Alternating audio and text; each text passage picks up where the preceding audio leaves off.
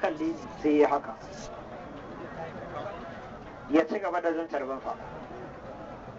To da naga haka naga ina jan carbin, wallahi mala akwai wani alqur'ani izo 60 wanda malam Isa Waziri ya bamu shi. Na taɓa wa'azi a masallacin Isa Waziri nan namu na Kano, masallacin Murtala.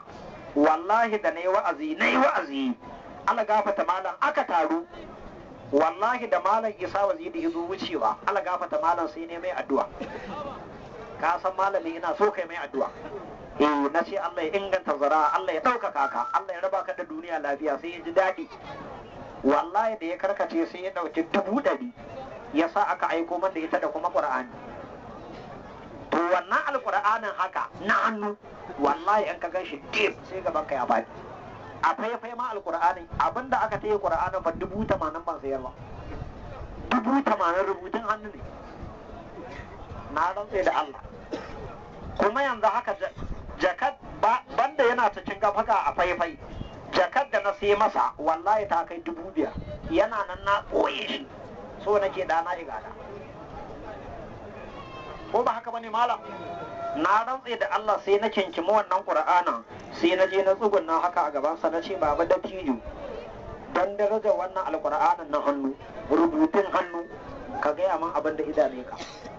Da tsohon ya haka ya ce inna lillahi wa inna ilaihi raji'un. Ya ce yaro ya aka kai min haka, me yasa kai min haka yaro? Ai da ka kyale ni, amma yanzu ka haɗa ni da wannan dattijo. Da ya kalle ni, Allah gafata malam, ya ƙara kallo na, ya ce to malam zan gaya ma abin da ya dame ni, amma ba dan kai ba, ba dan magiyar ka ba, saboda darajar wannan tsoho Al-Qur'an. Da ya kalle ni ya ce yaro ka ganni na ce na ganka, ya ce ka ganni na ce na ganka, ya ce to abin da ya baro da ni daga gida, yaro da Allah ka san wani gari ana ce mai Jama'ari?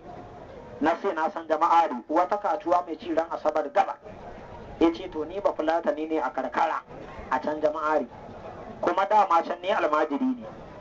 To Allah da kudurarsa sai Allah ya jarabce ni, ban taba haihuwa a duniya ba sai yaro daya. Wannan yaron shine na farko, shine ɗaya da na tsufa, matata ta tsufa, sai muka samu haihuwa. A ranar sunan yaron daga riga ta garuruwa aka dinga zuwa ana mai manna, sai da na tsufa na samu da. Malam wannan yaron bacci ba na iya yi sai da shi. Idan za a tafi bikin sallah gani Allah gafata malam da bukukuwa, ya ce hammaraki nake sayarwa na har hada, kuma kafa ta kafa yaron ba inda yake zuwa, tun kafarsa ba ta kai ba. Allah gafata malam na sai masa mashin saboda kaunar da nake ba. Ya ce to jarabtar da Allah iman dan kashe wayan nan, ya ce jarabtar da Allah iman wannan yaron sai yaron aka rasa sama i kasa i. Ya ce malam Allah asar, ya ce malam na ga tashin hankali, ya ce yanda na ga rana haka na ga dare. Ya ce da gari ya waye sai na dinga bin riga ina tambaya ba a san inda yaron ike ba. Sai aka ce in je rediyon Jigawa a yi man cigiya, in je rediyon Kano a yi man cigiya. Ya ce to da ike ni almajiri ne ban je gidan boka ba.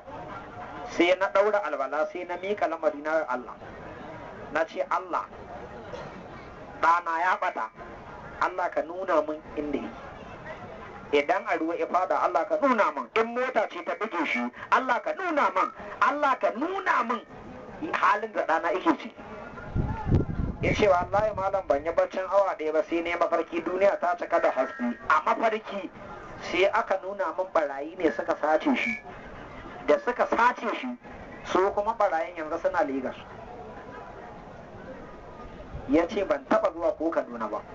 Ya ce na zo Kano algafata malam aka kai ni waje wani kwanar dawaki, daga nan aka ɗoro na a mota aka kana nan, ban taba zuwa Lega ba. Ya ce yanzu abin da ka gani yaro a nan, ya ce wallahi malam barayi nake nema, kuma duk inda na je na tambaya ba a gansu ba har yanzu. In na je gun mutane na ce da Allah ba ku ga barayi ba, sai ya yi min dariya. Na ce to ai babu biri yayi kama da mai, ai ba ka je ka ce ina barayi ba, muna addu'a Allah ya raba mu da barayi, kai kuma kake fata ku haɗu. Ya ce ni so nake in gansu. wallahi zan taimaki tsohon ashe zan ga bala'in da ban taba gani ba, ban taba ganin masifa irin wannan ba malam tun da uwata ta haife ni. Da na kalli tsohon na ce baba da tijo ka tashi zan biya ma kuɗin mota zuwa Kano, daga Kano zan biya ma kuɗin mota zuwa Jama'ari, ka je ka buɗe hannu ka roƙi Allah in ya ga dama sai ya baka da. Wallahi da na lallahi tsohon da tsohon ya kalle ni ya ce yaro tun da na zo nan Legas ban taba ganin wanda ya gaya min gaskiya kuma zuciyata ta nutsu irin ka ba. Malam ai sai mu tafi, Allah ya kiyaye, Allah ya kai mu lafiya. Wallahi malam kan mazo gindin mota sai muka dinga hira, yake cewa to in ma Allah ya karbi abin sa ai haka Allah ya so. Allah gafata malam ni ma wata ran mutuwa zan yi, kai da na dinga lallahin tsohon na rantse da Allah ba mu hau mota ba sai da naga ina murmushi. Wanzaman nan da ita so ya kalle ni ya ce kai malam a kiyaye ka, Allah ya ma baki, Allah ya ma na ci da hikima. Yanzu wannan tsohon ya ce to ai gahi mai imani ne ya taho da mai gida za arewa za mu koma, yau za mu koma za mu ga iyalan mu kuma za mu je mu ci gaba da addu'a. Wallahi mala ashe za mu ga bala'i. Tsohon ya zauna a kujerar gaba, ashe inda ya zauna gefe wani ne ya kama waje shi kuma da jakarsa. Mutumin da ya fito a waje sai ya fusgo tsohon ya ce da Allah ba mu maza ba ka ga na ajiye jakata ba, ni ne a wajen.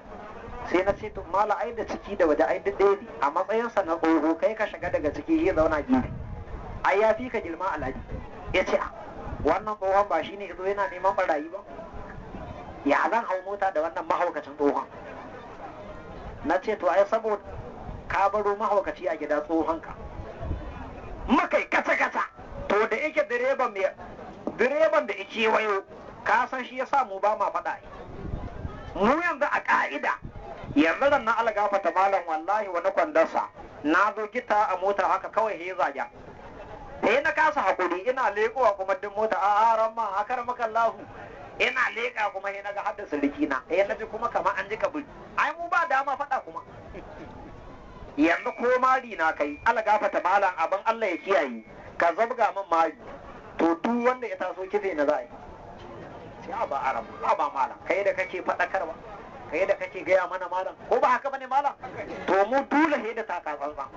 Mu fa yanzu ko budurwa ce muna santa da aure ba dama mu je kai tsaye, dole he kana dan labalabi kana ta saboda mutane yanzu nan kaga ana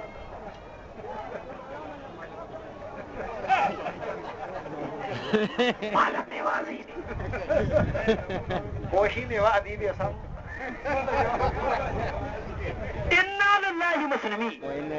Wallahi tallahi direban da yake wayo ashe ya sani, wallahi tallahi yana cewa sai kalle ni yace ya ji kamala yace ai tun muna yara nake zuwa wajen wa'azinka a nan bakin kasuwar Sabon Gari. Ka san da bakin kasuwar Sabon Gari bata daga daidai kofar da za a shiga kasuwa daga haka fili ne fetal da anan muke wa'azin, me kuma a gindin gada, me kuma a singa.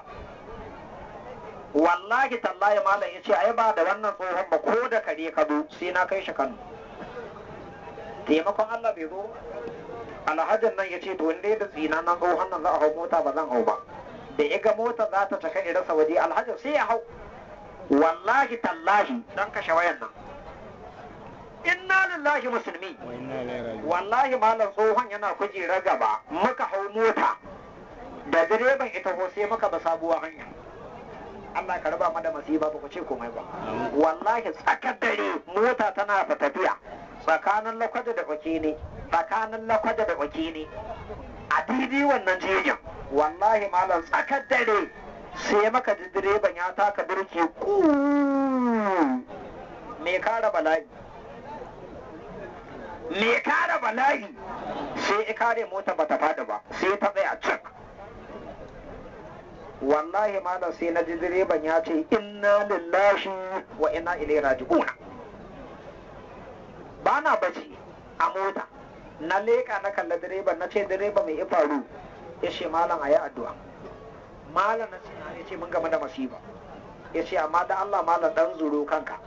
Da na dan zura kai na ta gefen su haka ya ce da Allah idan na kunna babban haske in na yi full ka kalli kwantar nan ka gani.